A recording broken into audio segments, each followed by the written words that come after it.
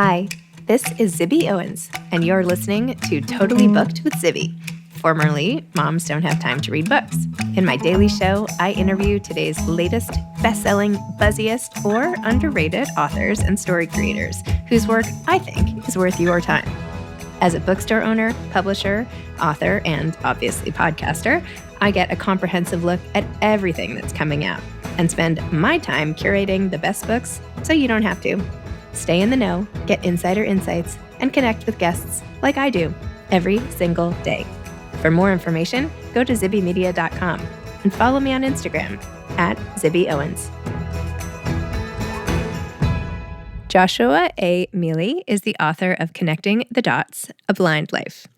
Joshua is a prominent blind scientist, designer, and thought leader in accessible technology and disability. He is a recipient of the 2021 MacArthur Fellowship, an Amazon Design Scholar, and Distinguished Fellow at UC Berkeley's Othering and Belonging Institute. He is known for creating inclusive technologies that address critical needs and challenge societal assumptions, and for speaking with frank humor about the lived disability experience. Dr. Miele helps guide the non-visual customer experience for Amazon devices and advises widely on accessible design research methods and disability inclusion. He is the father of 2 adult children and lives with his wife in Berkeley, California. Wendell Jamieson, his co-author, is an author, writer, editor, and painter who spent 20 years working for newspapers, from obituary writer at the Jersey Journal in Jersey City to metro editor of the New York Times. He has worked for every major paper in New York City and now writes books and works with others on their books and essays. Welcome, Joshua and Wendell. I have a 2-for-1 special here today. Very exciting. Connecting Dots, A Blind Life by Joshua Miele. Is that how I pronounce it? Miele? Yeah, perfect. Yeah. Miele, with Wendell Jamieson. Welcome to you both. As I keep telling you, I'm obsessed with this book. I read it, every word. I was like poring over it, dog-earing pages, and I just loved the story. And just, you as a guy, it was just like really captivating story. That is so, anyway. so thrilling. Thank you. Thank you for saying that. And thank you for reading it and enjoying it. We have had we've been living with this book for, 3 years now, and very few people have read it yet. So to have that kind of feedback is so amazing and so exhilarating, because we think we thought it was pretty good, but you never know till the rest of the world gets hold of it. So thank you. It is an anxiety-provoking time. I am sorry you are in the throes of that, the beginning promotion stages. But yes, I can say it is definitely great. Why don't you talk about the premise of the book, when you decided to make this a book, and how the two of you originally teamed up, which I know you write about in the book. But why don't you explain it? So I'm here. This is Josh. I'm here with my co-author, Wendell Jamieson. The book is about, the book is my book. It's written in my voice, but we wrote it together. And it's because, Wendell is a professional writer, and he can talk more about that. But I've got a story, and Wendell really was an incredible collaborator in helping me tell that story. And the story is that I'm a blind scientist, designer, and inventor of cool things for blind people. And I'm, in my mid-50s. I'm in a nice point in a very successful career of doing that work. And I wanted to, we sort of as friends decided that, wow, it's time to sort of tell this story, because for most of my life, frankly, I've been very interested in doing the work, the accessibility and disability-related work that I do around technology, around disability inclusion and rights. And I've been very reluctant to tell my own story, because I've, sort of always wanted to say, the story's not really about me. The story is about us. The story is about people with disabilities, about blind people, and how we use technology to do the things we want to do, and how we could really use better technology if the world would accommodate. And so it's been an interesting switch to realize that telling my own story is actually part of making that change in the world. And Wendell, why don't you say a little bit about the book and the story? Sure. So this is the way Josh has described it is quite fascinating. And it's very interesting because he doesn't mention how he became blind. And that was something of a, not struggle, but a balance we had to find in the book, because the way he became blind was a sort of a shocking thing that happened when we were both growing up in Park Slope, Brooklyn in 1973, which he was answered the door of his family's brownstone, which was a few blocks from mine. And a neighbor who was mentally disturbed poured acid on his head and blinded him and scarred him. And this was a very big event in the Park Slope of those days. It was in the newspapers. It was extremely upsetting. I recall being 7 years old when my mother, crying, told me about this, and we didn't even know the Mieles. And the only other memory I have of my mother telling me something in an equally upset way was the morning after John Lennon was shot. So that just gives you an example of the magnitude of this thing. And so when I was a journalist at the New York Times, I tracked down Josh, which is easy to do because he's quite notable and all over Google. And I wrote a story about his, what had happened, this crime that had occurred a long time ago, and then the life he led afterwards, which to my great happiness was quite a joyous and successful life. And so, but Josh was very ambivalent about talking about what had happened, and sometimes ambivalent about talking what happened, even as we wrote the book. So here, I'm going to kick it back to you on that, Josh. Yeah. And, it's not because I'm, ashamed of it or I'm traumatized and don't want to think about it. Like, of course it was a trauma, but the reason I don't want to, the reason I've spent my life trying not to talk about that is because, for one thing, it's written all over my face. Anybody who sees me knows that something, serious happened to me.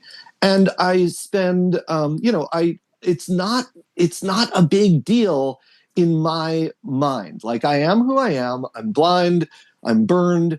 But it's just not the important part of what I generally want to be talking about with people. So a lot of the time I have to try to move people away from it. So for Wendell to say, hey, let's write a story about it. Let's put it in your book. I'm like, okay, we'll put it in the book, but it's got to be like, we got to hit it and move on, essentially in the way I have in my life. I have, I hit it or it hit me, and we moved on. And the moving on is the really interesting part of the story, not because I'm some amazing, in disability, there's all these, stereotypes about disability that of course people with disabilities are sort of trying to get away from. And one of them is, the overcoming, I've overcome my disability. And no, I haven't overcome my disability or what happened to me. I live with it. I do the things I have to do, just as anyone would who wants to live a fulfilling life. And to many people who don't live with disability or don't have this kind of trauma in their past, it's very difficult to imagine how that would be. And so the book is really, connecting dots is really an effort to normalize that, to help people understand. And it does tell the story of how I got burned, but it also tells the story of my childhood and how I went through public school in New York City as a burned blind kid, and how I learned Braille and learned to use a cane to get around, and really how I was a very self-destructive teenager, lots of drugs, lots of music, lots of fun, and how I moved on to, build a career in blindness, even though that's not what I set out to do. I didn't want to build a career in blindness. I wanted to be a physicist, but it turned out that not that I couldn't have been successful in physics. I think I could have, but being a person who is blind, who designs stuff for myself and for other blind people, I think it felt more fulfilling. It was a more valuable contribution. It was something that I felt driven to do, that I saw as a gap, as something that there weren't enough people doing. And I'm very pleased with the works I've done so far, and I hope to do more. That's amazing. What a story. I am not going to dive deep into an area of your life you'd just as soon not discuss. So we're going to just go right past that. All I'll say is that it was written beautifully and gave me a view into an experience that I didn't know much about. And so thank you for exhibiting all the courage that you did, even though you don't feel courageous or whatever. I still think having your backstory helps us put everything that follows into some sort of context. So I think it's important that you put it in, and I'm glad you did. But thank you. And let me just say, Zibby, it's not that I'd rather not discuss it. Obviously, I'm ready to discuss it. We put it in the book. So it's not that. It's just I don't want to. It's a piece of my life. I get it. Has defined my life, but it isn't the story. I get it. One thing that I'm very proud about this book that happened organically as we wrote it, as I think now that I've reread it a few times, I think we actually create for the reader Josh's experience. So there's a scene very late in the book where it's sort of a meta thing where I'm actually become a character because I interview him, and we reintroduce to the reader many of his family members from when he was little and sort of catch up with everyone. It's kind of a narrative device that way. But I think that the reader has at that point stopped thinking about what happened to Josh in the beginning. The reader is with him now out in Berkeley and living his life. And I think that's the way Josh internalizes it as well. And so I think we actually give the reader a visual sense of how he truly moved on from this thing, which at first glance might seem a hard thing to imagine to do, but guess what? We do it, and the reader does it with us. But I interrupted you, Zibby. You were moving on to some interesting questions. No, it's okay. It's totally fine. I was just, I feel like learning about your experience and some of the challenges of being blind that you outline them and describe them so that we feel we are actually living them with you. Or Wendell, maybe, both of you together did that. But even something like your relationship with your seeing eye dog, or the curb height and your activism there, or getting money from an ATM machine, or all these things that a sighted person just might not realize were so making life so difficult for another group of people. And you're not angry about it. You pointed out like, oh, well, this is really hard for blind people. Like maybe, and so I love how you laid all that out and then tried to find ways to fix everything. Thank you. Yeah, I'm glad that came through. And, part of the, there's sometimes, people, as you point out, don't realize where the barriers are or where the difficulties are coming from. And then sometimes people think, oh, well, like, of course, blind people can't use computers, or of course, blind people can't, go skiing or ride bikes or whatever. And of course, and they can. But, there are so many ways to sort of misconstrue or misconceive or otherwise kind of build your idea of blindness and disability on assumption rather than information. And so it was so much fun to kind of tell these stories and also kind of do some debunking and try to, broaden perspectives while doing it. So one of the stories that you allude to is this ATM story where, ATMs aren't as big of a deal as they used to be now that, we're moving into a phase where cash isn't as exciting. But it used to be that if you couldn't get cash out of the ATM, you really couldn't, you didn't have money. And we went through a phase for about 20 years here, since about 2000, where ATMs were quite accessible. But before that, in the 90s, which is when the story about my ATM thing takes place, ATMs were not accessible. They didn't talk. And while they had Braille all over them, it was performative Braille. It was not actually functional Braille. It wasn't Braille that helped you use the machine. It was basically Braille that was put there for sighted people to say, oh, isn't it great that blind people can use the ATM? But they couldn't.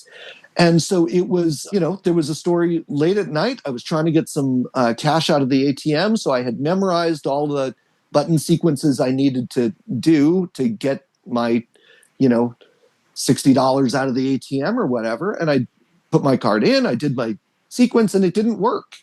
And I didn't know if it didn't work because the machine was out of money. I didn't know if it didn't work because my PIN was wrong, which I wasn't. I didn't know, so it could have been anything because I couldn't read the screen. And so I won't spoil it for the reader. I encourage people to read it, but I don't usually get very angry, but I did get very angry that night. And one option Josh has that we write about in Connecting Dots is that you can ask the person next to you to help you. Look, here, can you please tell me my balance and withdraw this money for me? Thank you very much. And he'll withdraw, $300, give you your 60 and walk away. Or maybe not give you your 60, maybe just kind of hit you over the head. So we used a little bit of the ATM as a proxy, and the ATM is a recurring motif to the various things that to you and I, Zibby, we may not think of, that to Josh were, something to be dealt with. I mean, the world is designed for sighted people. And my mission in life essentially has been to try to bring accessible design into the mainstream, to try to move us a little further down the road of designing things in a way that it doesn't have to be for blind people only. I want to have the things that work for everyone in the world work for me and other people with disabilities as well. And it doesn't have to cost a lot more. It doesn't have to be complicated. It just has to be thought of at the beginning of the design process and followed through on in a meaningful way that makes sure that it's actually going to work for people who need it. Amazing. Well, how great to put your brain to good use in that area, right? Thank you. It's amazing. Yeah. One of the things I loved about the book was how you write about your family and the family relationships and even the evolution of some of the relationships over time, particularly with your mom's partner. I have a stepdad. I am married. My husband is a stepdad. I found that relationship, which became quite influential in your career trajectory and started off from not the best place. And I just kind of make fun of his accent the whole time. It's like hilarious because you're obviously very funny. But the way you write about all of them with your siblings and your mom and your dad and all of that, talk about writing all of that and how you're dealing with the fact that, these are people that are going to probably read the book and have to handle their depiction in it. Yeah, that was scary. I'm not gonna pretend it wasn't. And the thing is that everyone in my family, one of the reason why I feel I have been so able to kind of be a successful blind person and be sort of self-actualized in this way is that nobody in my family ever said, you can't do that because you're blind. Mm-hmm. The people in my family said to me, let's figure out how you're going to do this, and gave me opportunities to figure it out for myself and to advocate for myself. And so without a family like that, I'm sure you can imagine that it didn't necessarily need to be that way. And many people don't have a family that says that behaves that way, with enormous impacts on the psyche of the blind person, right? To be told as a child, you can't do that because you're blind, don't touch that, keep your hands to yourself. Those are terrible messages for blind kids. So it's my family that made me, and I wanted to honor them and talk about them in the book. But nobody's perfect, and there's a lot of imperfections that are funny and adorable and loving. And Wendell and I, when we first started writing it, I said to Wendell, "Okay, we can do this, but it has to be funny." And he said, "Funny?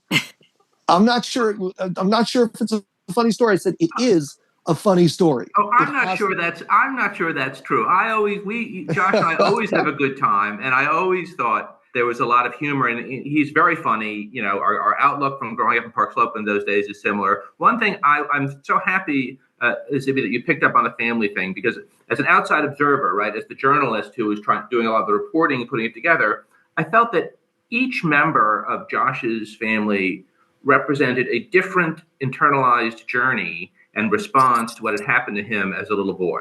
This was obviously very tough on his mother and his sister and his brother.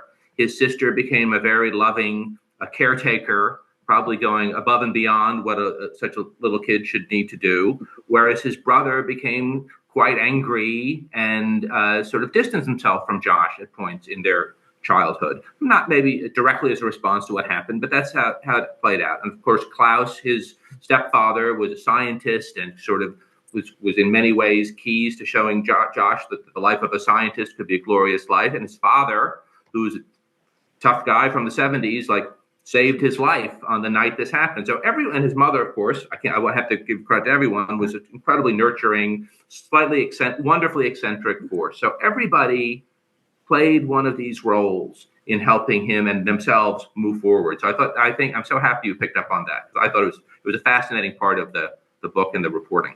But it is funny. Yeah, it is very funny. Some are funny. Yeah, some are funnier than others. Yes. I think it's funny too. And I also think, I mean, you had times there when you were talking about being in the cave or underground at Berkeley with all the other, cool blind or disabled people. And you're like, yeah. And then one night it got really hot and we all took off our pants because we weren't going to be able to see each other.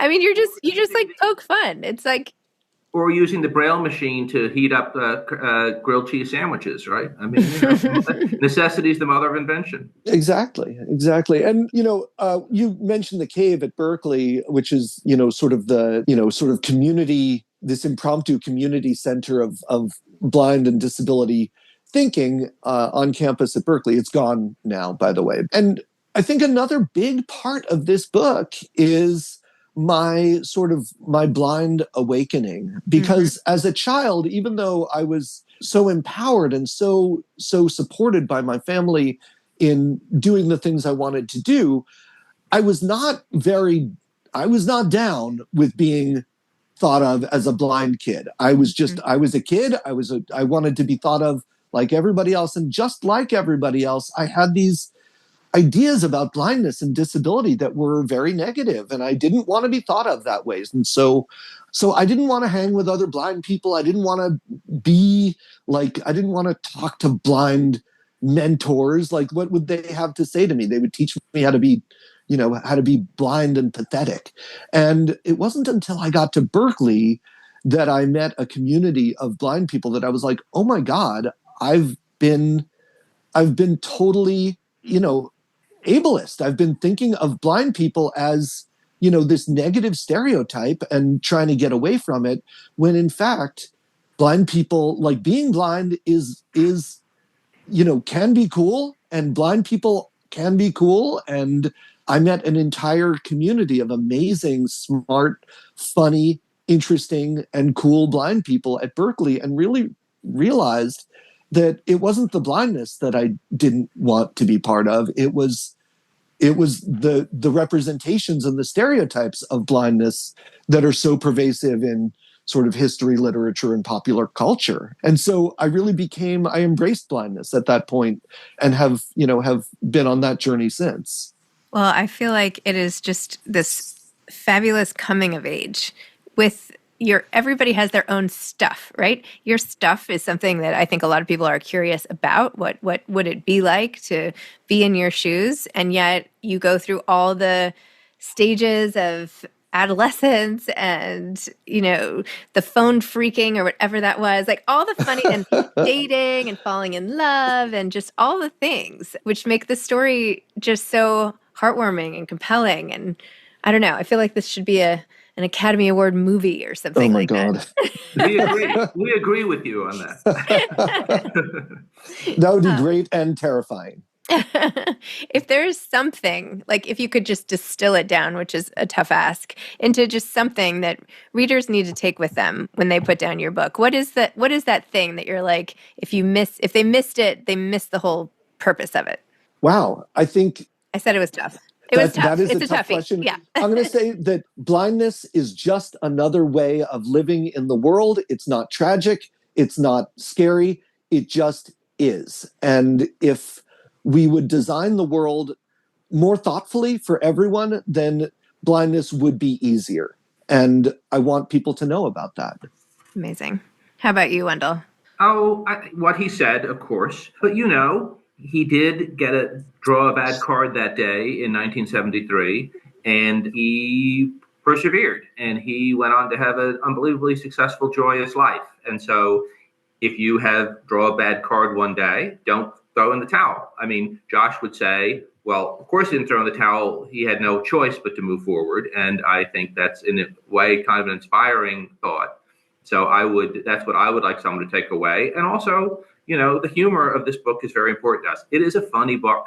And I just think you might say, well, I read a book about a guy who got burned with acid in the first chapter. And at the end, he won a big, well, I don't want to give away anything. He got a big award at the end. It might not initially sound like a laugh riot, but it is. And so I'd like people to have a joyous reading experience and take away also some joy from the various sort of slightly mundane parts of it that you've mentioned, the falling in love, the teenager and doing drugs and stuff. That is many people's experience who are not blind, but it also is part of the journey and can be exciting to read about.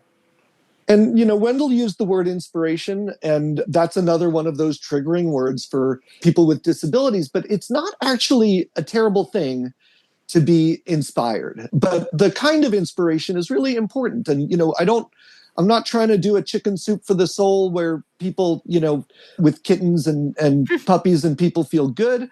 And I'm not trying to inspire people to say, wow, what a great guy. I could never do that. I am trying to inspire people to say, wow, I didn't realize that. I think now that maybe I want to be that kind of person. I want to take on some of the challenges that are being talked about in this book. The kind of inspiration that inspires people to do and to be is powerful, and I want to encourage that. So I'm hoping that's what'll come from reading this book. It definitely does. You don't have to accept things the way they are, and you can always improve things. And that's something that it comes through in every paragraph, right? Thank you. Wow. Thank you. Yeah. Congratulations. Sorry for sort of fawning all over you guys. I was so obsessed. But anyway, Connecting Dots, A Blind Life. Congratulations. And thank you so much for your time today. Zibby, thank you, Zibby. Thank you for listening to Totally Booked with Zibby, formerly Moms Don't Have Time to Read Books. If you loved the show, tell a friend, leave a review, follow me on Instagram @ZibbyOwens, and spread the word. Thanks so much. Oh, and buy the books.